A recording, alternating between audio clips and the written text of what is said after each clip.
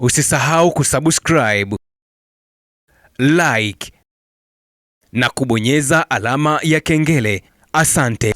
Bwana, kuelekea kwenye mchezo wa klabu bingwa barani Afrika hatua ya makundi, AS FAR Rabat kutoka Morocco dhidi ya Yanga, mchezo ambao unakwenda kutoa taswira ya timu ambayo inakwenda kutinga hatua ya robo finali. Tunafahamu ni kundi ambalo kila mmoja ana nafasi ya kuweza kutinga hatua ya robo finali. Ukitazama kundi B, Al Ahly anaongoza akiwa na pointi zake 8, na wakati AS FAR Rabat yeye anaongoza akiwa na pointi yuko nafasi ya pili akiwa na pointi 5. Yanga nafasi ya 3 naye pia pointi 5.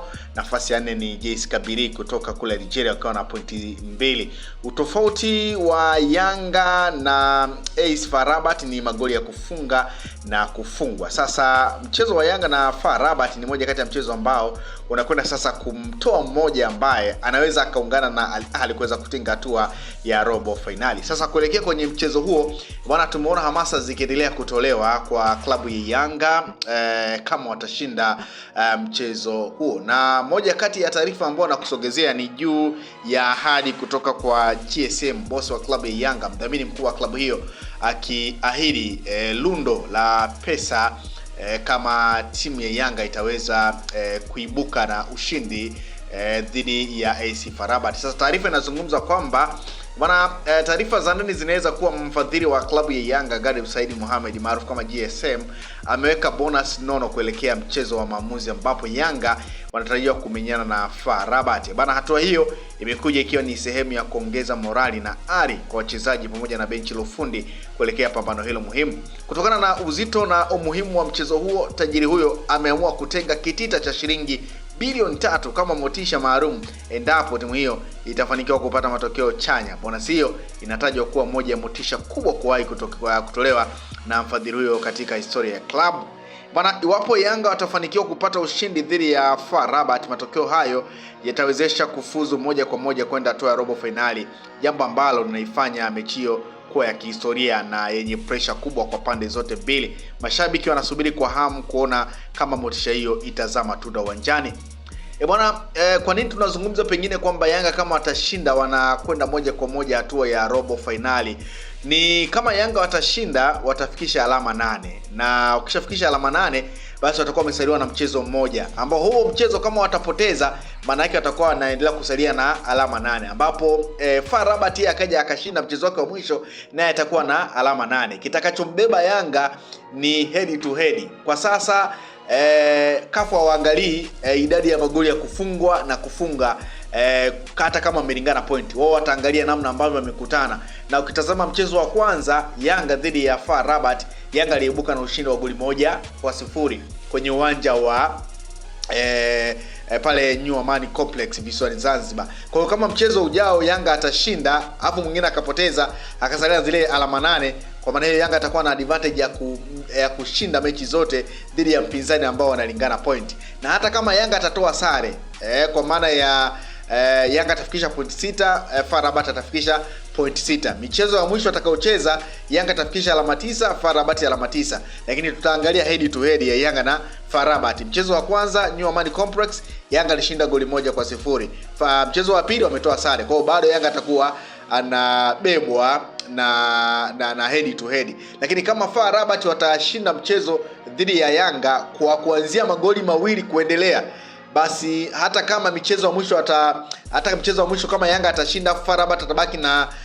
alama zake 8, basi FAR Rabat ataenda kwa sababu atakuwa amemfunga Yanga magoli mengi tofauti na yeye kufungwa kule kwenye visiwani kule kwenye dimba la New Amani Complex baada ya kupoteza goli 1-0. Kwa hiyo unaweza kuona kwa sasa wanaangalia head to head. Ndio maana tunasema kwamba ni mchezo wa maamuzi, ni mchezo ambao utatoa timu ambayo inakwenda kutinga hatua ya robo finali. Al Ahly wao wenyewe tayari unaweza kusema kwa 85% wameshakwisha kutinga hatua ya robo finali mara baada ya kufikisha alama 8. Kwa hiyo mchezo wao dhidi ya JS Kabylie kama watatoa sare watafikisha alama 9, alama ambazo hazitofikiwa na timu yoyote. Lakini kama watafungwa bado Al Ahly atakuwa na kibarua kikubwa cha mchezo wake wa mwisho ambapo atamaliza na FAR Rabat, wakati Yanga yeye atamaliza na JS Kabylie. Kwa hiyo kuelekea kwenye mchezo huo bana, GSM ambaye ni mfadhili wa klabu ya Yanga ametoa motisha ya shilingi bilioni 3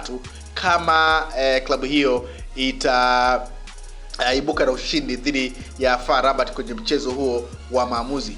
Msimamo jinsi ulivyo ni Al Ahly wana pointi 8, goal difference wana hakiba wana advantage ya magoli 5. FAR Rabat wana pointi 5 wakiwa ukitoa na magoli ya kufungwa na kufunga, maana yake wanabaki hawana goli lolote. Lakini Yanga ana hasi moja ya goli, kwa maana ya anadaiwa goli moja ambalo amefungwa. JS Kabylie yeye na pointi 2 na ana hasi 4 ya magoli. Kwa hiyo unaweza kuona ni kwa namna gani ambavyo kundi jinsi lilivyo. Hata JS Kabylie kama atachanga karata zake wakati huo akitakiwa kushinda mchezo dhidi ya Al Ahly atafikisha alama 5, wakati kama Yanga na FAR Rabat watatoa sare basi watasaliwa na alama 6. Alafu mchezo wa mwisho atatakiwa kushinda JS Kabylie dhidi ya Yanga, wakati huo pia akiomba FAR Rabat afungwe na Al Ahly ili aweze kufikisha alama nyingi zaidi, alafu FAR Rabat yeye aendelee kusaliwa na alama 6. Kwa hiyo unaweza kuona namna ambavyo kwa JS Kabylie yeye kufuzu kwake kunahitaji maombi makubwa sana.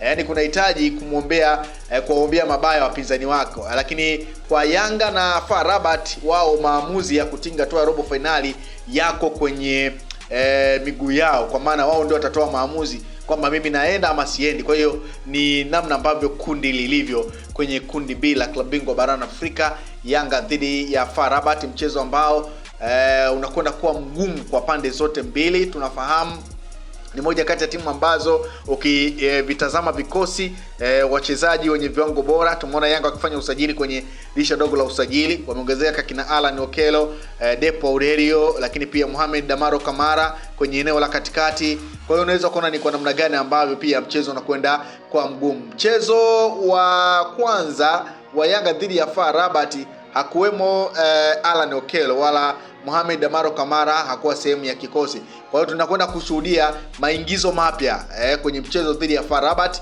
Wachezaji ambao wamesajiliwa kwenye dirisha dogo la usajili wakianza kucheza dhidi ya FAR Rabat. Lakini pia tunafahamu pia hata FAR Rabat pia tunaweza kushuhudia maingizo mapya ambayo pengine watakuwa wameyasajili kwenye mchezo huo. Kwa hiyo ni moja kati ya mchezo ambao unakwenda kutoa taswira na picha ya timu ambayo inakwenda kutinga hatua ya robo finali. Moja kati ya kundi ambalo ni gumu. Kabla ya makundi ama baada ya makundi kupangwa, FAR Rabat na Al Ahly walionekana kama timu ambazo zingeweza kutinga hatua ya robo finali, lakini mambo yamekwenda kubadilika mara baada ya Yanga kuweza kushinda mchezo wake wa kwanza dhidi ya FAR Rabat na kulifanya sasa kundi kuwa gumu ambalo sasa linahitaji jitihada za nani ambaye anakwenda kufuzu hatua ya robo finali. Lakini kubwa zaidi ni taarifa za ndani ambazo zinaeleza kwamba GSM, mfadhili wa klabu ya Yanga, ametoa shilingi bilioni 3 kuelekea kwenye mchezo huo kama Yanga Usisahau kusubscribe, like na kubonyeza alama ya kengele. Asante.